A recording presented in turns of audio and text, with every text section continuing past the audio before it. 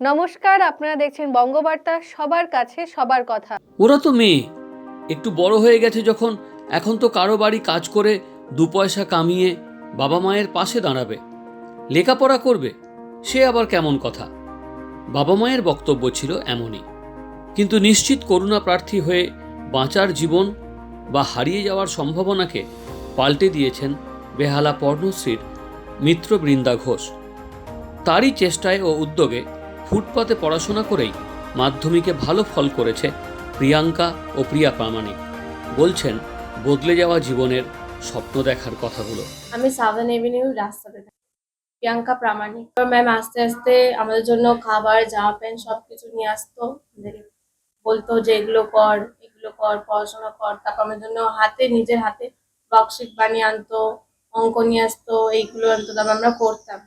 করতে করতে তারপর ম্যাম দেখছে যে আমাদের মধ্যে একটা আগ্রহ রয়েছে, যে আমরা এটা শিখতে চাইছি। আমরা কয়েকটা পেজ কমপ্লিটের পরে আমরা বলছি আরেকটা পেজ দাও। এই দেখে ম্যাম তখন বলেছিল আমাদের একটা স্কুলে ভর্তি করবে।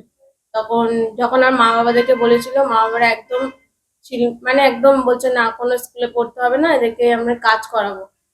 এবার আমাদের মধ্যবিত্ত ফ্যামিলিটা সবাই চায় যে একটু যদি আমরা কাজ করে টাকা আনতে পারি সেটা আমাদের জন্য ভালো।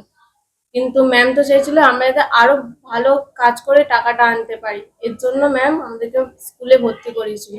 স্কুলে ভর্তি করার পর এভাবে আমাদের পড়াশোনা হতো। মাসে কর্পোরেশন থেকে গাড়ি আসতো, আমাদের জিনিসপত্র নিয়ে চলে যেত। অনেক কষ্ট লাগতো যখন ঝড় বৃষ্টি হতো, বর্ষাকালে আমাদের থাকার জায়গা থাকতো না, সারা রাত জেগে বসে থাকতে হতো। ম্যামকে কিছুভাবে যে ধন্যবাদ জানিয়েও করা যাবে না, মানে ওনার ঋণ আমরা কখনোই শোধ করতে পারবো না। আমি আর্টস নিয়ে পড়ছি, আগামী দিনে আমিও চাইবো ম্যামের মতো হওয়ার চেষ্টা করব। আমাকে যেভাবে ম্যাম পেয়ে এত সাহায্য করেছে, আমিও চাইবো আমি ম্যামের কাছে পড়াশোনা করে এই যে এত শিক্ষা অর্জন করছে সেগুলোকে আমি আরো বাচ্চাদেরকে দিতে পারবো। আমার ড্রয়িং খুব ভালো লাগে, রং তুলি নিয়ে খেলতে খুব ভালো লাগে। যদি তুমি পৃথিবীটাকে ভালো করে দেখতে চাও তাহলে অনেক কিছুই দেখতে পারবে।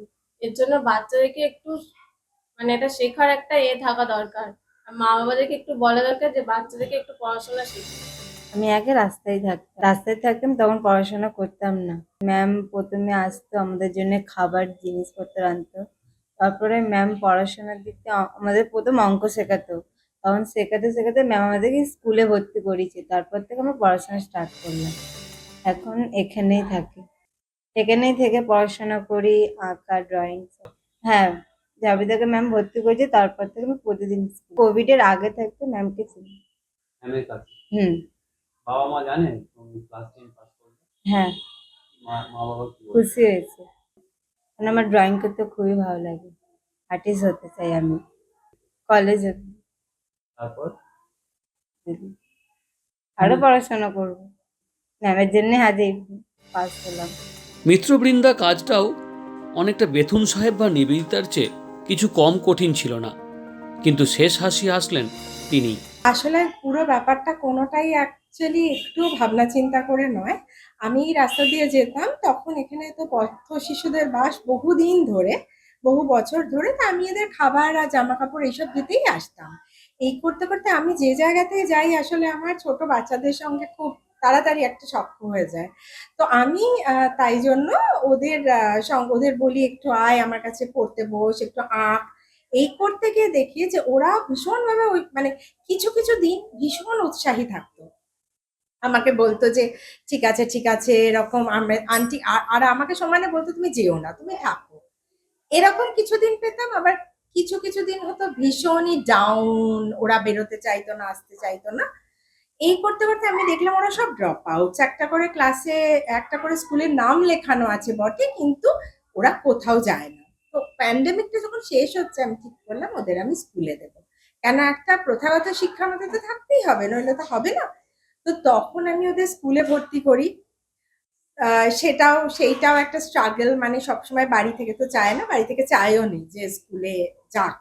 বরং সত্যি কথাই একটা দরিদ্র পরিবারে 5 টাকা 10 টাকা উপার্জনও অনেক বড় ব্যাপার, সেটাই তারা চাইতেন। তো আমি তখন ওদের মাদের বলি যে যে টাকাটা ওরা ওখান থেকে পাচ্ছে আমি দিচ্ছি, আমাকে বাচ্চা দাও। এইরকম ভাবে আর কি কাজটা শুরু হলো। তারপরে বিভিন্ন ওঠাপড়া। আমরা তো একদম রাস্তার মধ্যে মাদুর পেতে বসে বছরের পর বছর পড়াশোনা হয়েছে, তাতেও অনেক বিরোধিতা এসছে। আমি একেবারেই ঠিক করিনি যে এটা একটা সংস্থার মতো করে করব। তারপরে কিছু যখন বিরোধিতা আসতে শুরু করে তখন লোকাল কাউন্সিলর ম্যাম তার খুব সহায়তা পাই। উনি আমাকে বলেন যে তুমি যদি এটা রেজিস্টার না করো আমরা কিন্তু চাইলেও কোনো হেল্প করতে পারবো, কোনো অঘটন ঘটে গেলে আমরা পারবো না হেল্প করতে। তখন আমি রেজিস্টার্ড করাই অর্গানাইজেশন, এবং তারপর আস্তে আস্তে বাচ্চার সংখ্যা বাড়তে থাকলো, অনেক 3 জন থেকে 30 হয়ে গেল। তখন আমি দেখলাম যে না, এবার তো একটা মাথার উপর ছাদ দরকার। তখন অনেক অসুবিধার সম্মুখীন হয়েও আমরা এখন এই জায়গাটাকে ভাড়া নিয়েছি, এবং এখানে আসার পর থেকে ওদের পড়াশোনার উৎসাহটাও তো আরো বেড়ে গেছে, আর পড়াশোনা ঠিকঠাক করে করতে পারছে। তো আজ আমি কোনো রকম ভাবে কোনো গভর্নমেন্ট ফান্ড বা সিএসআর কিছুই পাই না, তো সেইগুলো পেলে নিশ্চয়ই আরো ভালো করে এগোতে পারবো।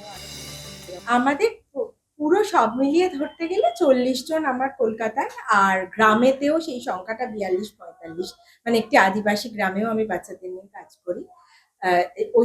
ওই রকমই সংখ্যা। এই মুহূর্তে দাঁড়িয়ে বলতে পারি এখন আগ্রহটা অনেকটা এসেছে। আসলে আগ্রহ ব্যাপারটা না সাফল্যর থেকেই জন্ম নেয় সমস্ত কিছুতে। যখন আমি একটা পরীক্ষা পাশ করলাম আরেকটা পাশের উৎসাহ হয়, যখন আমি একটা পড়া পারি আরেকটা পড়া করতে ইচ্ছে করে। তো এখন ওরা যে জায়গায় দাঁড়িয়ে আছে এখন ওরা চায় এগোতে, কিন্তু এই যে প্রথম ধাপটাই নিয়ে আসতে আমাকে প্রচুর বেগ পেতে হয়েছে। তখন সত্যি সত্যি আগ্রহ সেভাবে ছিল না।